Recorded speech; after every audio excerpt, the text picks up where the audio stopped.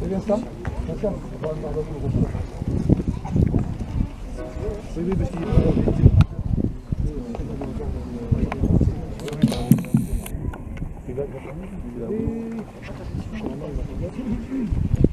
avant de débuter la cérémonie, ayant une pensée pour les 3 jeunes militaires du 511e régiment du train d'Oxon, morts en opération extérieure au Mali.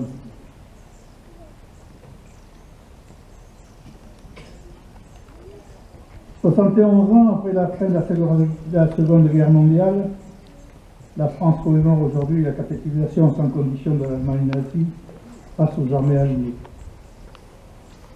Après l'envoi des couleurs, j'aurai l'honneur de remettre la croix du combattant au maréchal des logis Gérard Schulz pour sa participation à l'opération Taco au Tchad de 1979 à 1980.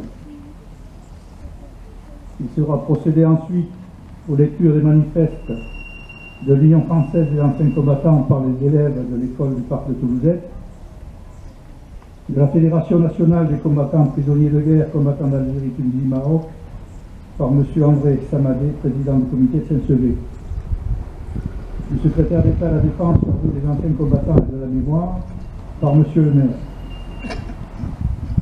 Ensuite, les enfants de l'école du parc de Toulousette seront l'appel des Saint-Sévériens tombés pendant la Seconde Guerre mondiale. Après le dépôt des gerbes par M. le maire, par M. le président de l'Union des anciens combattants de Saint-Sevé et par le représentant du commandant de la BA 118, la sonnerie aux morts et le moment de recueillement, la Marseillaise sera chantée par le chœur d'hommes de l'association 14-18 Cap de Gascogne et par les enfants de l'école du parc de Toulousette. Les enfants poursuivront la Marseillaise par le couplet que nous apprenions dans le temps. Nous entrerons dans la carrière quand nos aînés n'y seront plus. Au retour des autorités, les enfants interpréteront le chant des partisans. Les jeunes enfants iront déposer leur bouquet devant le monument aux morts. L'harmonie du Cap de Gascogne jouera l'hymne européen. À l'issue des remerciements d'usage, la cérémonie terminée, un vin d'honneur sera offert par la municipalité au local des écureuils du parc.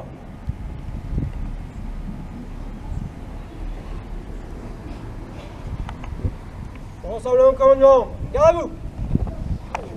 Attention pour les couleurs. Envoyez.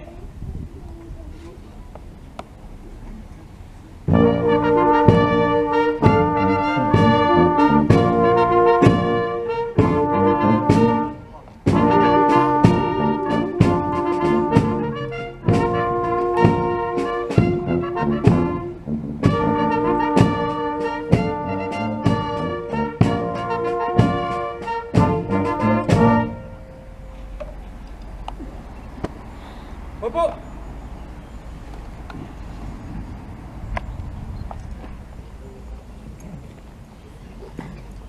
Maréchal des logis Gérard Schulz, avancez-vous vers le drapeau.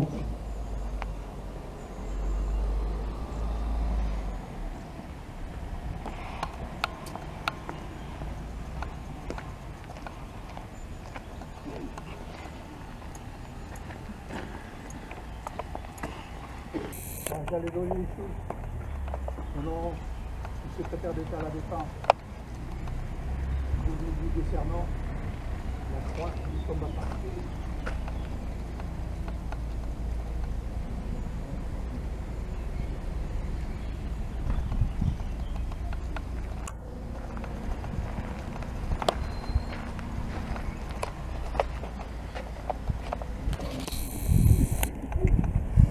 Lecture du manifeste de l'Union française des anciens combattants par les élèves du parc toulousain.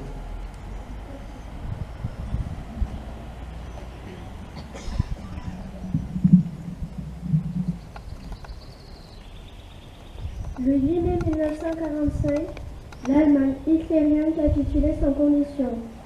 En ce jour anniversaire de cette victoire du 8 mai 1945, l'Allemagne se souvient de ce qu'il a fallu d'espérance, de sacrifice, de tant de blessés et de morts pour qu'elle connaisse le terme de ses souffrances, le retour de son prestige, le triomphe de son idéal. Devant les monuments aux morts, la France se souvient aujourd'hui de ses fils emprisonnés, torturés, abattus et de toutes ses victimes civiles. Elle se souvient et honore la mémoire de tous ces morts, soldats, aviateurs, marins, résistants, déportés, fusillés, massacrés, prisonniers, pour leur courage, leur esprit de sacrifice et leur sens du devoir. La France se souvient et rend hommage aux armes alliées de l'engagement en unissant leurs forces sur les différents fronts et notamment sur notre territoire, ont fait preuve de la plus grande abnégation. Saluons la mémoire de ceux et des leurs qui sacrifient leur vie pour la France, la paix et la liberté. La France se souvient aussi de ces actes de sauvagerie qui l'ont frappé à plusieurs reprises au cours de ces mois passés et qui resteront gravés à jamais dans sa mémoire collective. Au-delà de l'indicible douleur que partagent les familles meurtries, la France, saisie d'effroi, profondément choquée et bouleversée, mais rassemblée devant l'épreuve, a pris conscience que cette paix et les valeurs humanistes qui sont les siennes sont particulièrement fragiles. En ce jour anniversaire où la France se souvient, l'Union française des associations de combattants et de victimes de guerre invite chacun et chacune, particulièrement la jeunesse, à la vigilance et à œuvrer pour un monde plus solidaire, un monde de fraternité, de solidarité et de paix. Vive la République, vive la France.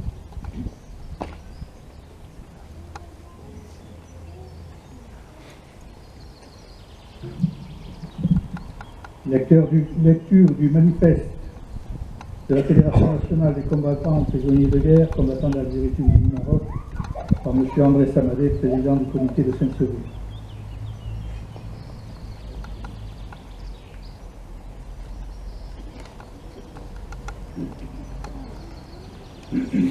Fédération nationale des combattants prisonniers de guerre et combattants d'Algérie, Tunisie, Maroc. Message fédéral du 8 mai 2016. 8 mai 1945, la victoire des Alliés et Françaises sur le régime nazi par une capitulation sans condition mettait fin à 5 années de guerre totale en Europe.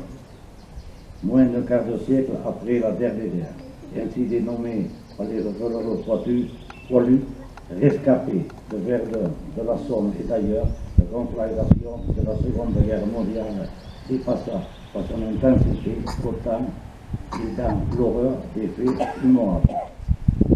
Les génocides programmés, les déportations successives, les massacres d'otages et de populations innocentes en violation totale des droits de l'homme et des conventions de Genève.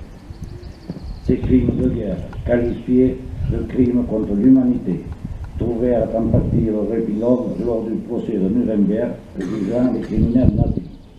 La reconquête pour la liberté fut longue, laborieuse et coûteuse en vie humaine. L'union des pays libres contre le fascisme et le nazisme mit un terme après des combats dantesques et d'hégémonie de ces criminels qui voulaient dominer l'Europe. N'oublions jamais les malheureux soldats qui débarquèrent en Provence, en Italie, la résistance française, forces françaises libres, intérieures et extérieures.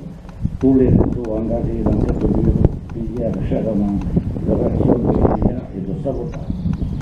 Saluons tous les militaires, alliés et français et leurs chefs qui les menèrent à la victoire finale. Rendons hommage aux combattants de la liberté, héros connus ou ignorés qui se sacrifièrent par milliers afin que les démocraties et leurs peuples recouvrent leur liberté. N'oublions jamais les pages de gloire dans une abnégation totale ou qu'elles ont ouvert dans une histoire contemporaine. Que les jeunes générations, n'ayant pas connu ces périodes horribles, s'en inspirent pour construire un monde en paix, mais confronté aux menaces d'extrémistes qui mettent en péril la sécurité dans différentes parties du monde, y compris dans notre pays. C'est un peuple uni et solidaire, dans un esprit patriotique, que nous devons faire face à ces menaces dans l'intérêt général et celui de la France.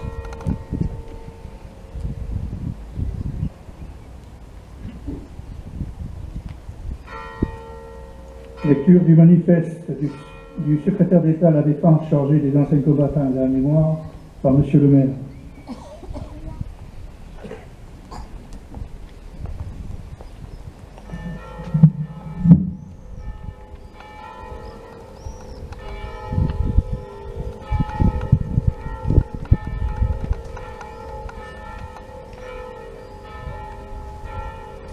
Message du secrétaire d'État auprès du ministère de la Défense, chargé des anciens combattants et de la mémoire.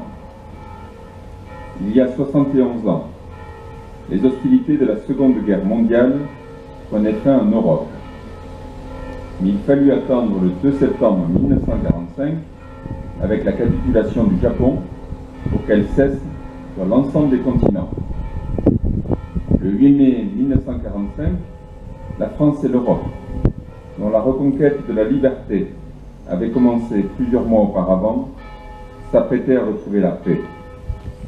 Dans ce combat terrible qui avait opposé le nazisme aux valeurs démocratiques, celle-ci venait de triompher. Tout au long du cycle commémoratif du 70e anniversaire de la Seconde Guerre mondiale, qui a pris fin l'an dernier, la France, avec force, a rendu hommage aux femmes et aux hommes qui ont permis la libération et la victoire. Certains avaient fait le choix de la France libre sur tous les continents. Les forces françaises libres et ces soldats venus d'Afrique n'ont cessé de combattre pour la liberté de la France. Leur souvenir fut particulièrement honoré lors de la commémoration de la libération de la Corse, le 4 octobre 2013, et de celle du débarquement en Provence, le 15 août 2014. Leur combat avait été mené aux côtés des Alliés venus libérer la France par le débarquement en Normandie. La République française a exprimé le 6 juin 2014 sa reconnaissance éternelle à ces 19 pays grâce à qui nous vivons en paix et en sécurité aujourd'hui. La lutte fut aussi menée de l'intérieur, dans l'ombre de la clandestinité et de la répression nazie. Ces femmes et ces hommes ordinaires ont choisi la résistance parce qu'ils étaient convaincus au fond d'eux-mêmes des valeurs qu'ils portaient, parce qu'ils cherchaient simplement à servir la France. Elle s'est souvenue d'eux le 27 mai 2015, lorsque Pierre Brossolette, Geneviève de Gaulle-Antonion, Germaine Tillion et Jean Zay, et avec eux l'esprit de la résistance, entraient au Panthéon. La Seconde Guerre mondiale fut marquée par un déchaînement de violence jusqu'alors inconnu dans l'histoire. Durant ces années de guerre, la distinction entre le front et l'arrière a été abolie. Il faut se souvenir, aujourd'hui, de toutes ces femmes, de tous ces enfants, de tous ces hommes qui ont souffert et qui portèrent cette souffrance jusqu'à leur mort. Les réfugiés, les victimes des bombardements, les prisonniers de guerre, les internés, les déportés. Ces mémoires de courage et de souffrance doivent continuer à vivre, au-delà des commémorations, à vivre dans les lieux qui les incarnent, tels que les plages du débarquement, le Mont Valérien, le camp de Natzweiler-Struthof, la prison de Montluc, le mémorial de la déportation et celui de la Shoah, bientôt celui du Mont Faron, et aujourd'hui celui du mémorial mémorial des civils de la guerre à Falaise en Normandie, inauguré ce 8 mai 2016. En ce 71e anniversaire de la fin des combats de la Seconde Guerre mondiale, il ne faut pas cesser de visiter et d'arpenter ces lieux qui nous rappellent aussi que toutes ces souffrances et de tous ces courages est née l'Europe libre et en paix, un héritage dont nous devons rester les gardiens vigilants.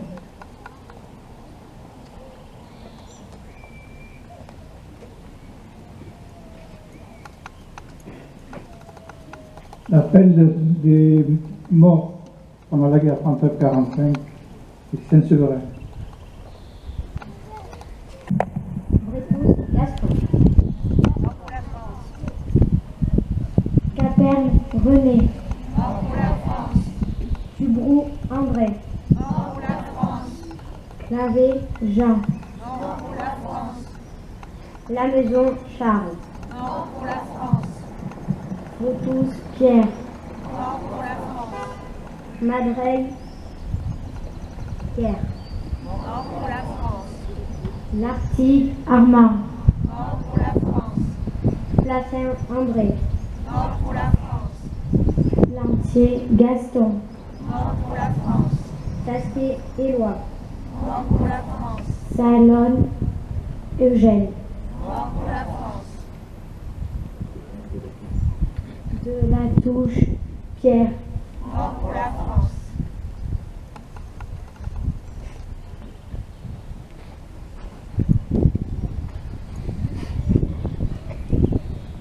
Dépôt des gerbes par Monsieur le maire, Monsieur le président des anciens combattants de Saint-Sevé et par le représentant du commandant de l'RDA 118.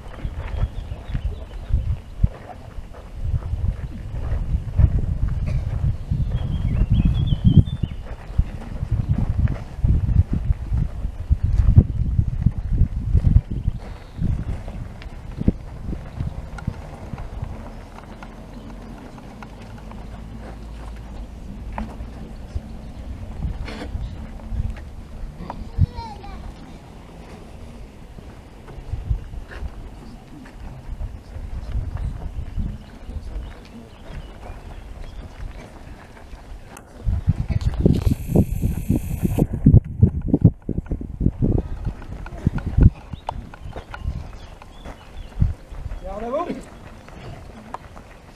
Combat.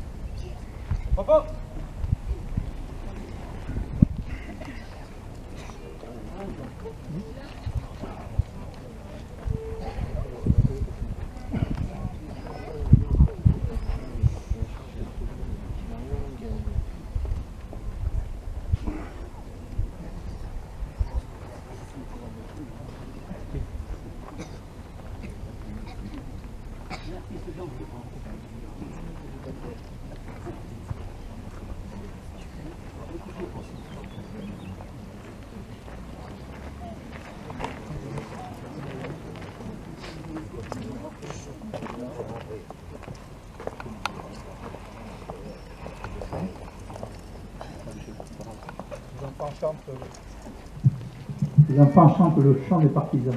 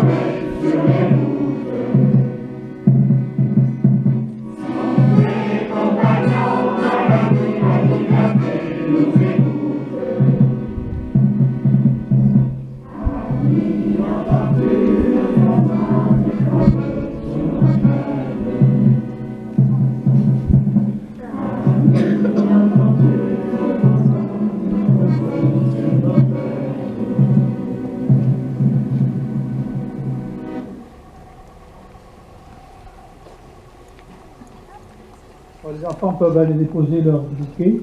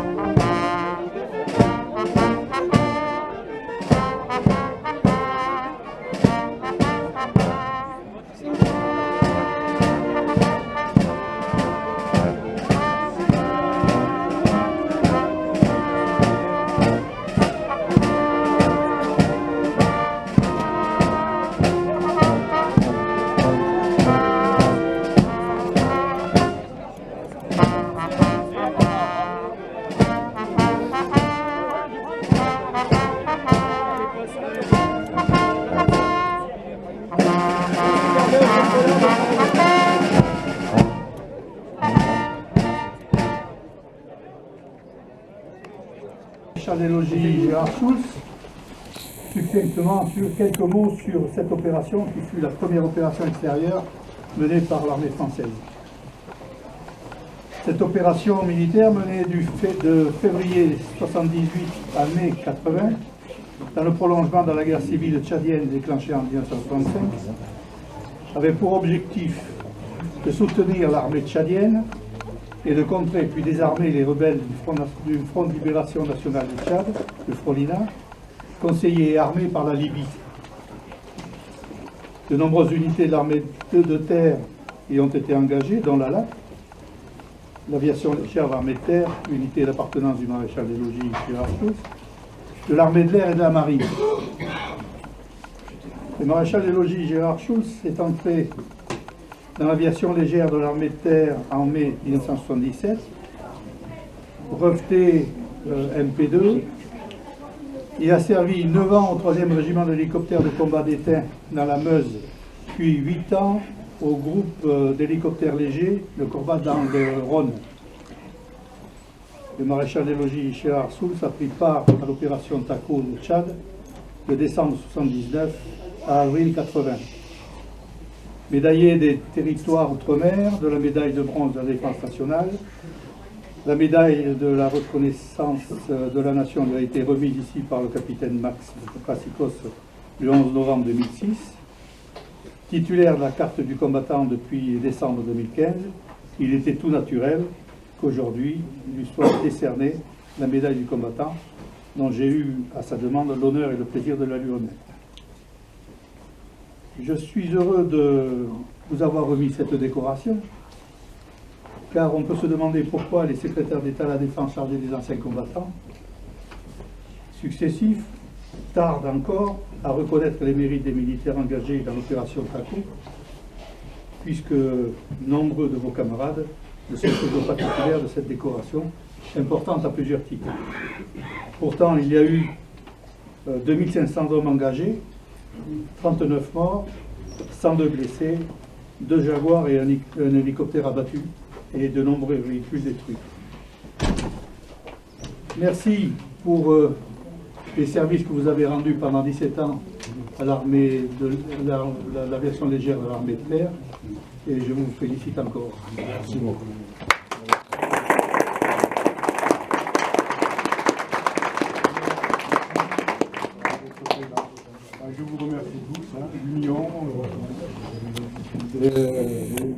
anciens combattants ici présents, mon patron des ambulances qui me fait le plaisir d'être présent aujourd'hui, et son épouse, mon ami ambulancier devait être là, il va arriver.